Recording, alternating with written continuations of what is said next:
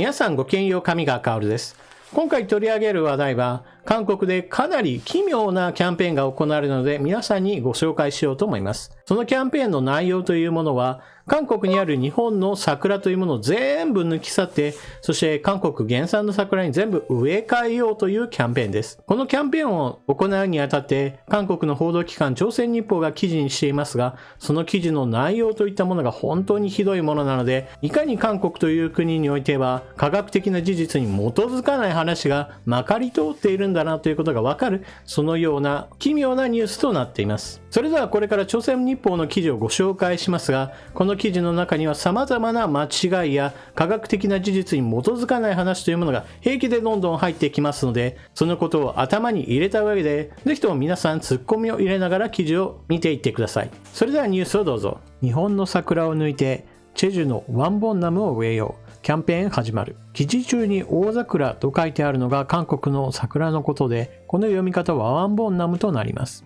チェジュ島にだけ自生する桜、ワンボンナムを韓国全土に普及拡大させるキャンペーンが始まった。韓国の東北アジア生物多様性研究所は、韓国全土の市道にワンボンナムプロジェクト2050社団法人を設立し、チェジュ産のワンボンナムの植樹運動を展開すると26日発表した。同研究所の所長は、現在全国で発起人を募集しており、山林庁長の許可を得て法人を設立する予定と説明した。プロジェクトは2050年までに全国の公園と公共施設をはじめ、街路樹用として日本原産の桜の木ではなく、チェジュのワンボンナムを植えようという運動だ。所長は、チェジュを除き、全国に植えられているワンボンナムは、チェジュで自生するものではなく、日本が原産のソメイヨシノであり、これは韓国、日本の研究者によってすでに証明されているとして、チェジュ島の山に自生するワンボンナムを繁殖・増殖し、全国に植えるキャンペーンを展開すると説明した。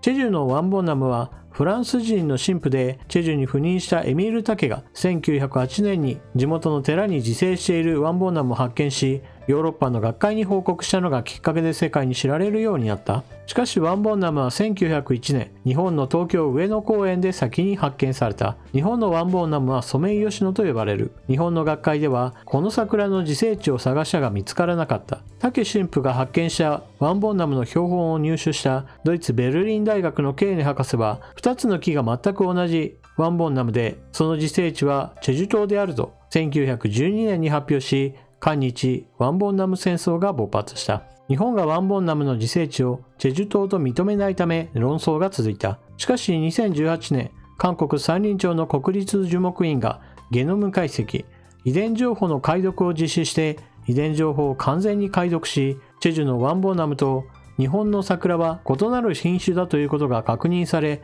論争に終止符が打たれた。国立樹木院は2018年のゲノム解析によって、チェジュのワンボンナムがチェジュに自生するエドヒガンを母系、山桜を父系として生まれた自然交雑種であることを確認した。さらに、国立山林科学院は、チェジュ島周辺の地域に173カ所で194本のワンボンナムが自生していることを確認。一方、日本のソメイヨシノは、エドヒガンを母系、大島桜を父系として、数百年前に人工交配によって作られた雑種であることが明らかになった。記事の様々な点に突っ込みを入れたくなるものですから、もう一体どこから手をつけたものかと、こちらの方が悩まされるぐらいの話になっています。さて、そういった点においては、一つずつ全部を抑えていくことはちょっと難しいぐらいなのですが、まず第一の原則として、韓国においてワンボンナムというものがあって、一方には日本にはソメイヨシノがあります。この記事の中の最後の方になってようやくそれぞれは全く別の品種ですよということが科学的事実として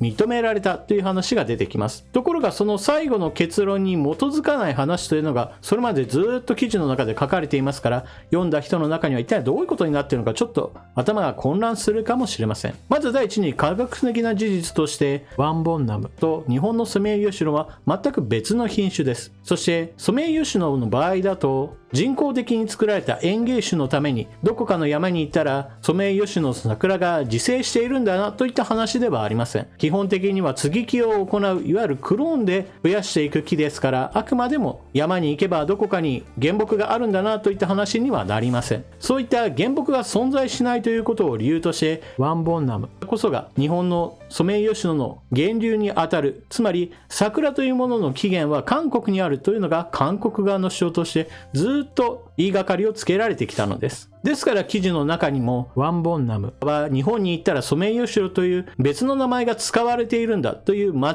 った記述が行われています。そもそも全く別のものですから別の名前になるのは当たり前のことなのです。そのことが彼らにはなかなか理解できませんでした。そしてその証拠として明確な情報として提示されたのが遺伝子情報の解析です。この遺伝子情報という科学的な事実に基づいた証拠が出てきたことによってようやく韓国の桜と日本のソメイヨシノが別物であるということがはっきりとしたわけです。もうそれは何年も前の出来事なのですが、残念ながら2022年の現在においてもそうした過去の証拠に基づいた話ではなく、未だに韓国起源のものだという刷り込みを基づいた記事が書かれているような現状です。なぜそのような間違った主張というものをやめられないかといえば、それは日本の桜が世界的にも有名なものであり、そして韓国においてはこの桜というものが日本が奪っていって日本が世界に広めたものだという間違った歴史認識に基づいて、桜は韓国原産のものだというふうに日本を批判しているのです。日本が奪ったんだから本来は韓国のものであるべき桜を日本が自分のもののようにしている、なんてひどい奴らだといういわゆる反日活動の一環のストーリーが語られているわけです。ですからそのようなストーリーをず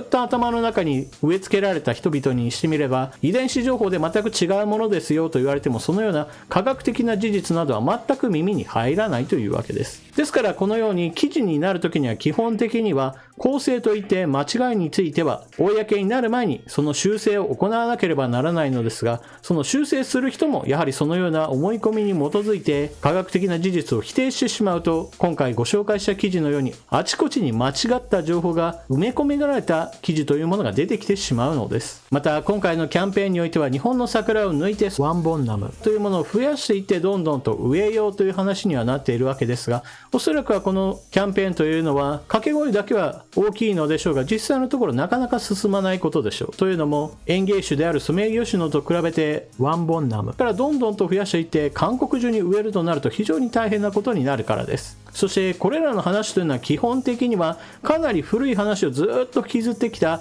韓国の悪い面がたくさん凝縮された話だったわけですが、桜の事情といったものはだんだんと時代に合わせて変わっていくものです。ですから桜イコールソメイヨシノというこの話についても私たちはその情報を更新する必要があります。そもそもソメイヨシノというのは江戸時代において職人らが接ぎ木をして作ったものと言われていますから、その歴史はそこそこ長くなってしまいました。こうした園芸品種の場合だと時代に合わせて見る人の好みであるとか、もしくは植える人の様々な要求に応える新しい品種が求められるものです。特に時代の変化によって要求が変わってきたものとしては何といっても病害虫に対する耐性を上げた方が良いという管理側の要求です。街路樹に使うにしても都市公園に使うにしてもどちらにしても同じことなのですが、やはり病害虫に弱いというのは管理する側にとってはリスクになります。管理コストというものはバカにならないからです。そういった意味において現在では病害虫に強い新しい品種が現在では推奨されており、日本の桜イコールソメイヨシノという時代も彼らがああだこうだ間違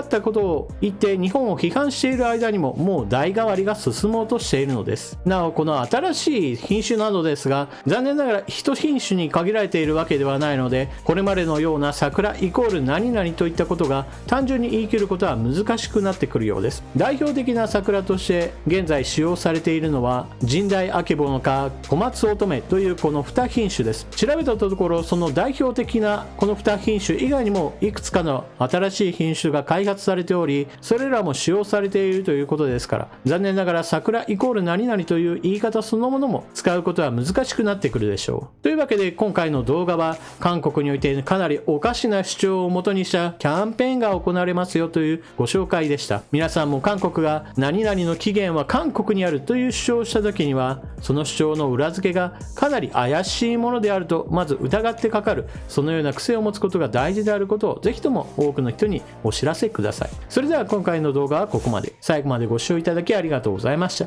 チャンネル登録していない方はぜひともチャンネル登録を、そして動画を見終わったら評価ボタンのクリックもよろしくお願いします。それでは次の動画でまたお目にかかりましょう。またね。